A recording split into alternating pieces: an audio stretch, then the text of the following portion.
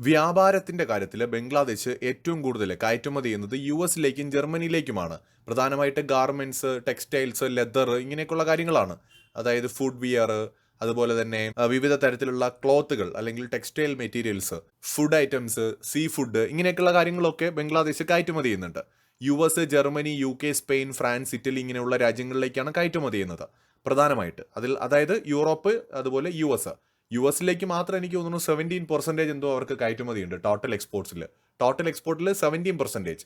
ജർമ്മനിയിലേക്ക് 14%. So ട്രേഡിന്റെ കാര്യത്തിൽ വളരെയധികം ബംഗ്ലാദേശ് അമേരിക്കയും യൂറോപ്പിനെയും ആശ്രയിക്കുന്നുണ്ട്. അങ്ങനെ ഇരിക്കുമ്പോഴാണ് ഇപ്പോൾ ട്രംപ് ഓൾറെഡി ഒരു പണി കൊടുത്തത്. നികുതി ചുമത്തിക്കൊണ്ട്, താരിഫ് ചുമത്തിക്കൊണ്ട് വലിയൊരു പണി കൊടുത്തു.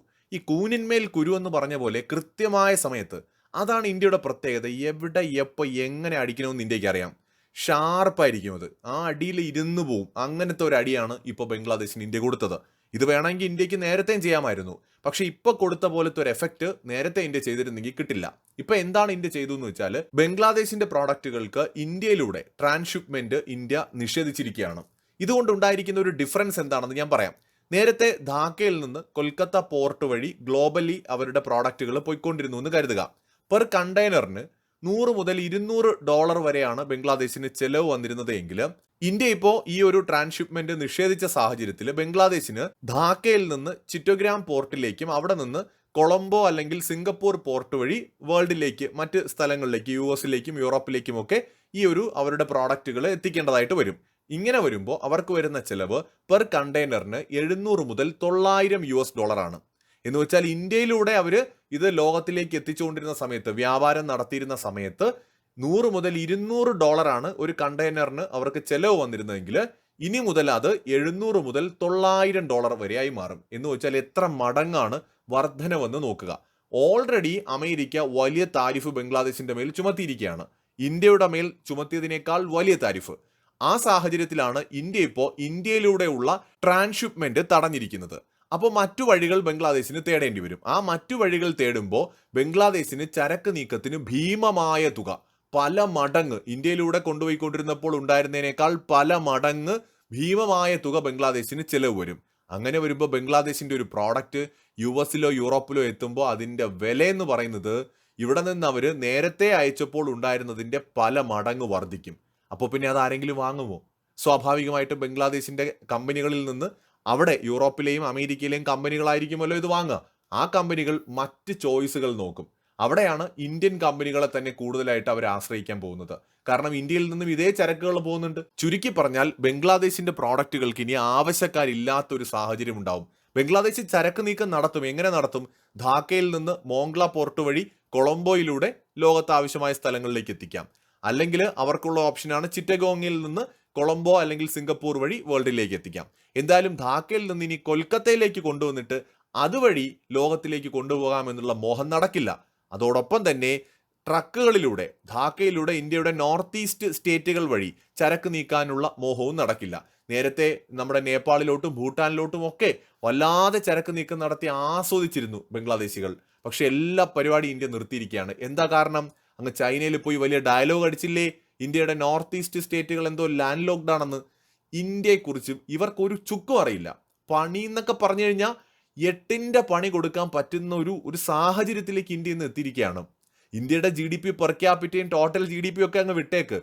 ഇന്ത്യക്ക് നന്നായിട്ടറിയാം ഏത് രാജ്യത്തിനെ എവിടെ തളയ്ക്കണം എന്നുള്ളത്. അമേരിക്ക എവിടെ തളയ്ക്കണമെന്നും ചൈനയെ എവിടെ തളയ്ക്കണമെന്നും ബംഗ്ലാദേശിനെ എവിടെ തളയ്ക്കണമെന്നും ഇന്ത്യക്ക് അറിയാം. ഇന്ത്യയുടെ താല്പര്യങ്ങൾ എവിടെ, ഏത് വഴിയിലൂടെ, ഏത് സമയത്ത്, എങ്ങനെ നടപ്പിലാക്കണം, നേടിയെടുക്കണമെന്ന് ഇന്ത്യക്ക് അറിയാം. അവിടെയാണ് ഇന്ത്യയുടെ മിടുക്ക്.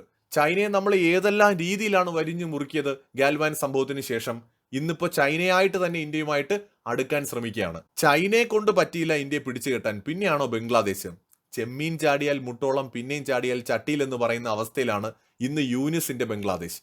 ഇന്ത്യയുമായി നല്ല ടേംസിൽ ഉണ്ടായിരുന്ന സമയത്ത് അവരൊരുപാട് സമ്പാദിച്ചു, അവരൊരുപാട് എക്കണോമിക്കലി ഗ്രോ ചെയ്തു. ഇന്ത്യയെ പിണക്കിയപ്പോൾ ഇപ്പോൾ അവർക്ക് മനസ്സിലായിട്ടുണ്ട് എന്താണ് അതിന്റെ ഭവിഷ്യത്ത് എന്നുള്ളത്. സുഹൃത്തായിട്ടുള്ള ഇന്ത്യയെ മാത്രമേ അവർക്ക് അറിയൂ. ശത്രുവായിട്ടുള്ള ഇന്ത്യയെ ബംഗ്ലാദേശ് ഫേസ് ചെയ്തപ്പോഴാണ് അവർക്ക് മനസ്സിലായി തുടങ്ങിയത് ഇന്ത്യക്ക് എന്തൊക്കെ ചെയ്യാൻ പറ്റുമെന്ന്. അവർക്ക് നൽകുന്ന വെള്ളത്തിന്റെ അളവ് കുറയ്ക്കാനോ ഇലക്ട്രിസിറ്റി കട്ട് ചെയ്യാനോ മാത്രമല്ല, അവരുടെ സാമ്പത്തിക സ്ഥിതി അല്ലെങ്കിൽ അവരുടെ സാമ്പത്തിക മേഖലയുടെ നട്ടെല്ലൊടിച്ച് കട്ടിലിൽ കിടത്താനും ഇന്ത്യക്ക് പറ്റുമെന്നാണ് ഇപ്പോൾ ഇന്ത്യ കാണിച്ചു കൊടുത്തിരിക്കുന്നത്. വൈകാതെ അതിൻ്റെ കൂടുതൽ ഭവിഷ്യത്തുകൾ എന്തൊക്കെയാണെന്ന് അവർ മനസ്സിലാക്കാൻ പോവാണ്. എന്ന് വെച്ചാൽ ബംഗ്ലാദേശിന്റെ ഉൽപ്പന്നങ്ങൾ ഒരു മനുഷ്യൻ ലോകത്ത് വാങ്ങാനുണ്ടാവില്ല. തൊട്ടടുത്ത് കിടക്കുന്ന നേപ്പാളിലും ഭൂട്ടാനിലും പോലും ഇത് വിൽക്കാൻ പറ്റില്ല. നോക്കൂ, സിലിഗുരി കോറിഡോർ വെറും 20-22 കിലോമീറ്റർ വീതി മാത്രം ഡിഫറൻസ് ഉള്ളൂ ബംഗ്ലാദേശുമായിട്ട് ഈ പറയുന്ന നേപ്പാളിലേക്ക് ചരക്ക് നീക്കം നടത്താൻ. സിലിഗുരി കോറിഡോർ കടന്നാൽ അവർക്ക് നേരെ നേപ്പാളിലേക്ക് കൊണ്ടുപോകാം. ഈ സിലിഗുരി കോറിഡോർ വെച്ചിട്ട് അവർ കുറെ നമ്മളെടുത്ത് വലിയ ഡയലോഗുകൾ പറഞ്ഞതാണല്ലോ അടുത്ത കാലത്ത്.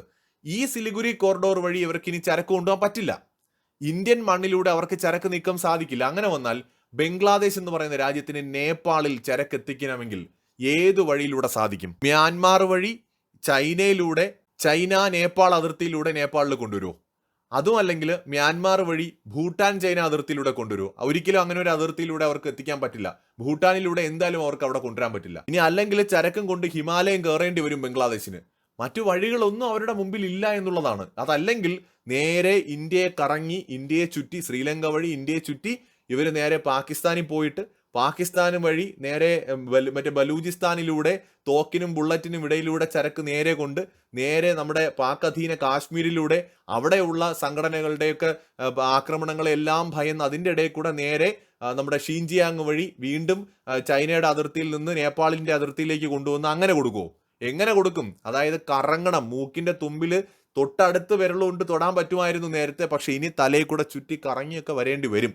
എന്ന് വെച്ചാൽ മ്യാൻമാറിൽ കൂടെ ഇവർക്ക് ചരക്ക് നീക്കം നടക്കില്ല. അവിടെ ആഭ്യന്തര യുദ്ധങ്ങളും സംഘർഷങ്ങളും ഒക്കെയാണ്. അരാക്കൻ ആർമിയുടെ സപ്പോർട്ടൊന്നും കിട്ടാൻ പോകുന്നില്ല. അപ്പം മ്യാൻമാർ വഴിയൊക്കെയുള്ള ചരക്ക് നീക്കം ഏറെക്കുറെ അടഞ്ഞു കഴിഞ്ഞു. പിന്നെ ഇവർക്ക് ഒരു വഴിയുമില്ല. നേപ്പാളിലേക്കും ഭൂട്ടാനിലേക്കും പോലും ഇവർക്ക് ചരക്ക് നീക്കം നടത്താൻ കഴിയാത്ത സ്ഥിതിയാണ്. യൂറോപ്പിലേക്ക് കൊണ്ടുപോകാൻ പറ്റുമെങ്കിലും ഇപ്പോൾ ഉള്ളതിന്റെ പല മടങ്ങും വില വർദ്ധിക്കും. അമേരിക്കയുടെ താരിഫും കൂടെ ഉള്ളതുകൊണ്ട് അങ്ങോട്ട് അടുക്കാനേ പറ്റില്ല. എന്തായിരിക്കും ഇതിന്റെ ഭാവി? ബംഗ്ലാദേശിന്റെ നടു ഒടിഞ്ഞ് കട്ടിലിൽ കിടക്കും, ഒരു ഡൗട്ടും വേണ്ട കാര്യത്തിൽ. അതാണ് ഇന്ത്യ കൊടുക്കുന്ന പണി. 20 പണിയാണ്.